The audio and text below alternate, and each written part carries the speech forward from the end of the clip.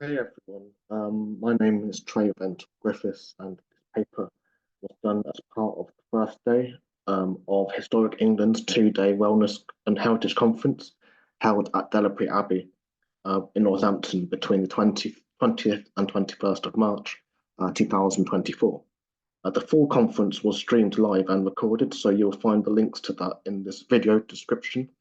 And I wrote this paper following my reflections of my experiences at Delapre over the years, both as a consumer and also as a freelancer, which I will explore as well. Though heritage includes many areas, I've opted to focus on sort of conceptualizations of country estates, like Delapre in Northants, in part autoethnography. So autoethnography, so auto being personal, meaning personal, and ethnography being the study of culture. So autoethnography effectively um, uses personal experiences to study cultural experiences. This paper situates debates of racism and wellness in heritage and was written responding to historic England's use of the term people and supporting communities in their original cultural papers. At least in a local context of Northampton, the use of these terms largely do not include everybody. Really, I find terms like this, even subliminally, the cultures of whiteness and that anonymity of who they are talking about.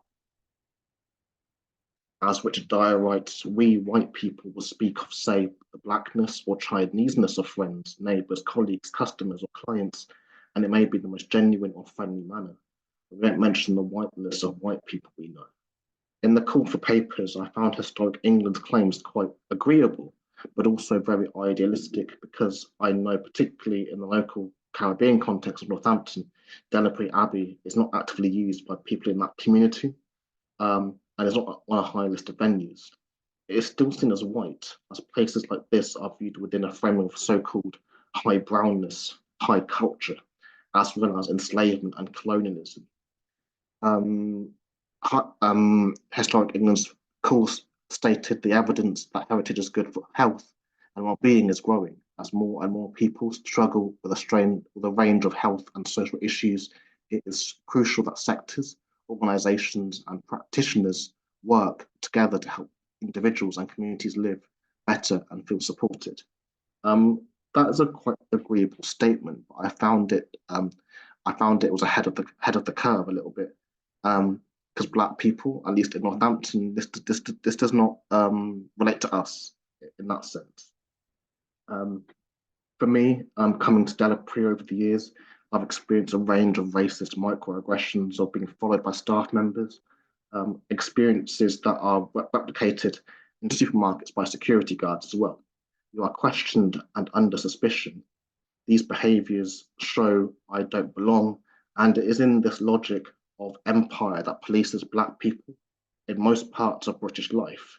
Here I think about what the French Marxist Guy Debord referred to as psychogeography, the effect of a geographical location on the emotions and behaviour of individuals. Likewise, Toni Morrison wrote about something similar as rememory. Stately homes routinely force me to go through a litany of emotions due to their empire connections. Um, the ideas of close-knit communities we see in the rural replicates itself in heritage spaces, just as they do in policing and other environments. In sociology and criminology, we call these a canteen culture, a term that refers to the way in which people working in particular environments can share sets of values, including prejudices. It's a term that has been applied to the police since the Macpherson Report in the late 90s as an explanation for police racism. Whilst there have been pushes to include more Black people into heritage, I would argue that the very fact that these places are sites of coloniality is really a question of why we should want to be included in the first place.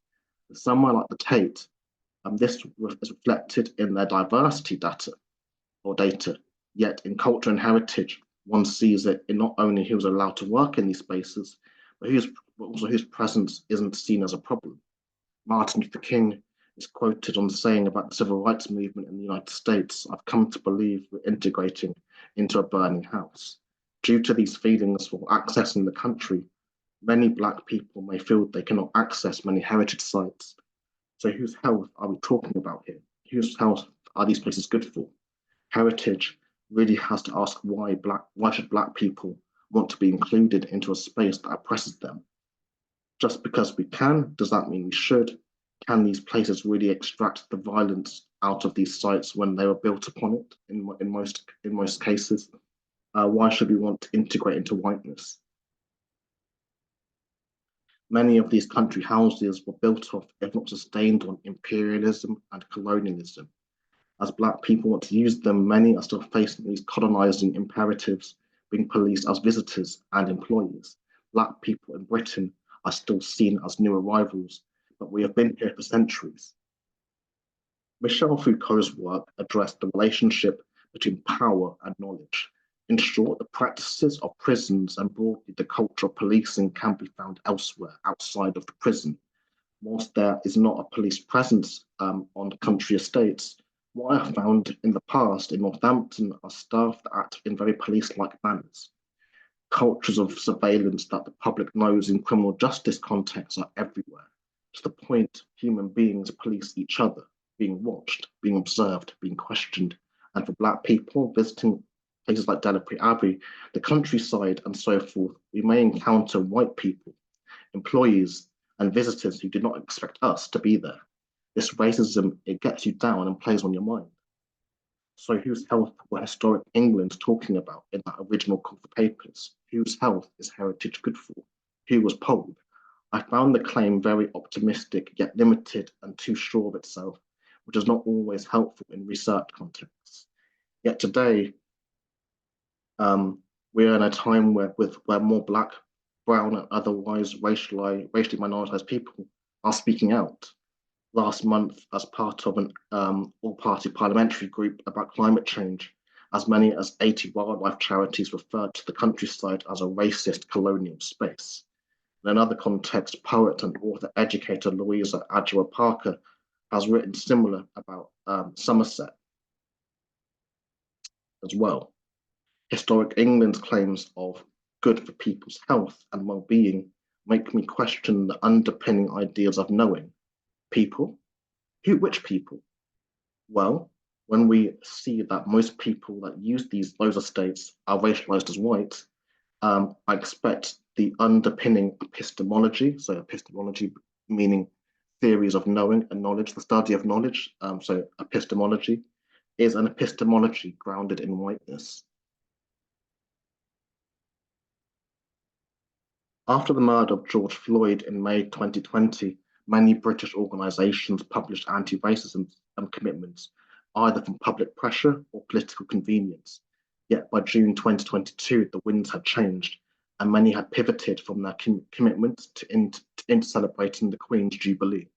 For example, in Heritage National Trust, publishing their report on their colonial links by May 2022, planting royal trees for her Platinum Jubilee, and I'll put the links to that in the description as well.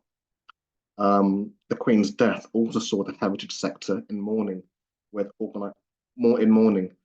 organisations expressing their condolences, with others later on participating in the royal myth-making surrounding Charles's robes, and I'll post links to that as well.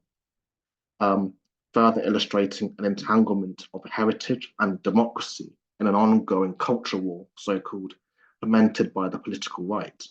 What things like that show is how limited heritage organisations are in commitment to equality when their own politics and organisational structures effectively privilege and legitimise monarchism as a legitimate worldview, while many Black visitors and staff that are policed from these institutions also have family histories branded in the hot irons of colonial slavery, something literally in the sometimes literally in the seal of corporations like the Royal Africa Company, which was the biggest slave trading company, I believe, in the history of the slave trade, which was led by royal family members like King Charles II, whose statue stands atop All Saints Church in the middle of Northampton town centre, and his brother James, Duke of York, the future James II. After all, democracy is as much about people politics as party politics. Heritage is not void from those discussions. In a sector that has been criticised as being too white and too middle class, Surely discussions about heritage, monarchy, and democracy are in its best interests. In 2021, Northampton community activist Laura Graham led a multi-episode podcast series, I think it was 6 episodes, commissioned by Delapre Abbey, which I will also link in the description. My episodes talked about heritage, national trust, empire, and so forth, possibly where Delapre could fit into that. Delapre listened to my episode and contacted me to ask if I was interested in working on a project that investigated the building's links with colonialism and enslavement. Yet I raised concerns when I later saw adverts for events on their grounds with West Northants Council celebrating the Queen's Jubilee. However, Delapre effectively sits under West Northants Council, a Tory council who support the monarchy. But I was not taken seriously. My concerns were not taken seriously and was ultimately dismissed or ignored. Scenes of happy white families having tea on the lawn, celebrating the monarchy despite their role in colonial slavery, did not sit well with me.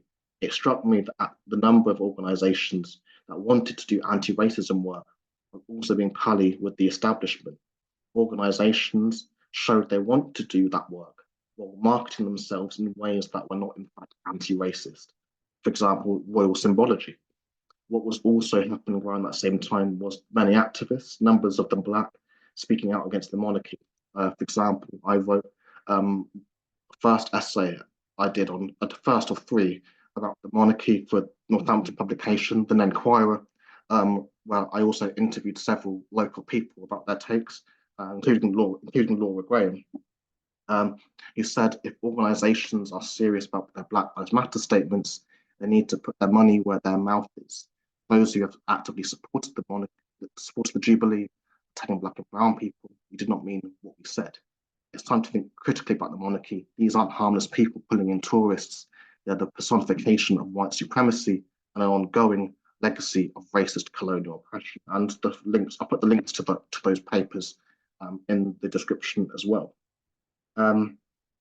Delapre's practices put me in a very difficult position as someone that is interested in this work as a freelancer that relies on freelance work to live, also has no love for the monarchy or really establishmentarianism in general. Well, Delapre and the council, if I'm being honest. There were hard choices in wanting to make money, while at the same time, Delapre Abbey's funders, a lot of them will be conservatives and monarchists. Like many heritage sites run as charities, staff is lacking, and sometimes they can overcommit to what they're able to do. The real work does not get done because they need to make money, and anti-racism is not about accumulating profit. How do heritage organisations do anti-racism work, focusing on racialised people's health, while appealing to their funders who may have views to the opposite, people who are less likely to fund projects that challenge their worldview, including their support of the royal family as well. Last January, Delapre also ran a 3-day wellness festival on site. These are the grounds owned by West Northants Council, and ultimately Delapre are tenants. Black people, brown people, and people otherwise not racialised as white were involved in this festival. But whiteness is a system, and you do not actually have to be white to uphold it.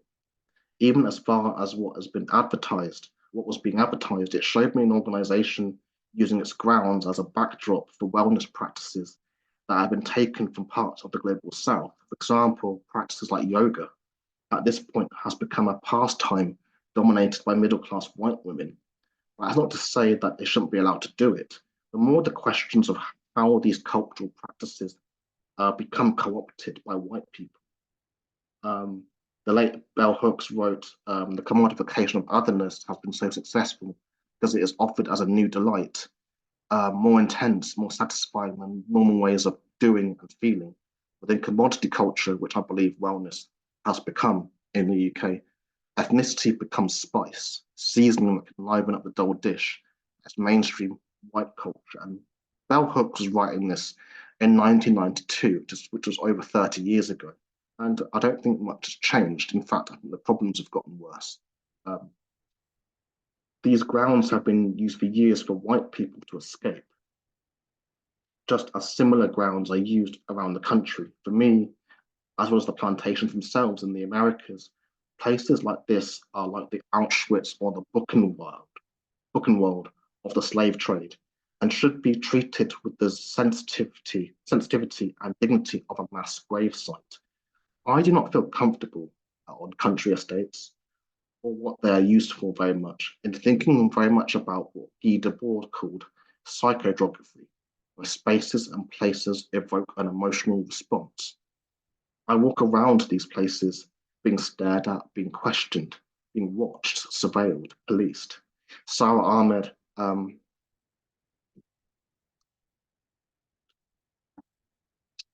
Sarah Ahmed writes how whiteness is only invisible for those who inhabit it. For those who don't, it's hard not to see whiteness. It even seems everywhere. Seeing whiteness is about living its effects as effects that allow white bodies to extend into spaces that have already taken their shape, spaces in which black bodies and brown bodies, or others not racialized as white, stand out, stand apart, unless they pass, which means passing through space by passing as white. Her points are appropriate for me as for black access to the countryside and many of the UK's heritage sites. You walk around these spaces and places, the gardens, the buildings, the lakes, the grounds, and it's a space of whiteness.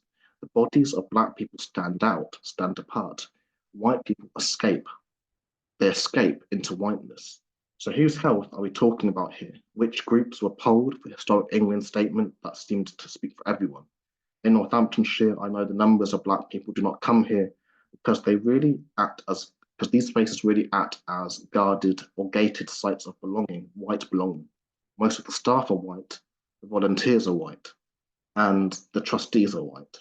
Um, Most people that go to these places are white, and even visitors are policing black people from coming here as well. So further to the fact of hosting big concerts like UB40 last summer, who got famous off the back of reggae music while also not inviting black Caribbean vendors.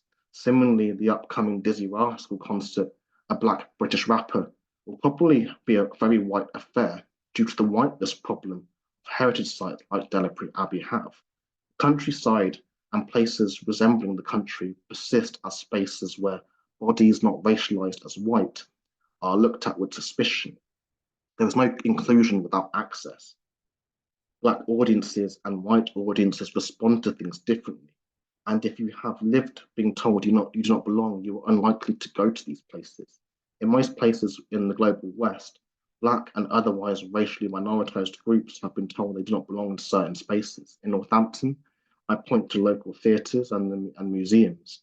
Playwright and actor Jeremy Harris went viral on TikTok in February after he talked about radically inviting black people into spaces where they don't belong, which I'll also link in the description. On Broadway, there were nights where they had black people nights. Nobody's saying white folks can't come, but black people are radically invited because you do not have to do that for white audiences generally. There are spaces across this town and country designed around white people's comfort. While I cannot claim to speak for the entirety of the UK's black population, I know black people in Northampton may benefit from that radical invitation. Yet saying heritage is good for everybody's health felt like a statement made in haste. And I think a statement in such a claim speaks to that. While we are part of one human family, what whiteness does is treat everybody the same, very much within a broader grid of equality, of the equality, diversity, and inclusion industrial complex. And we're not all the same. We all have different needs. So thank you very much. And if you enjoyed this paper or learned anything from it, I'm on social media as well. So at Trey Ventour-Ed across Facebook, Instagram, and Twitter, and also at Trey Films, which I post about films and things like that on Instagram, and also Trey Read, which is more about my PhD research, which is about Caribbean Northamptonshire history. So Trey Reads 4 on Instagram. Or you can send me an email as well, so treyventour.com/contact. But yeah, thank you very much for listening. And if you've got comments, leave them in the comments section as well. Thank you.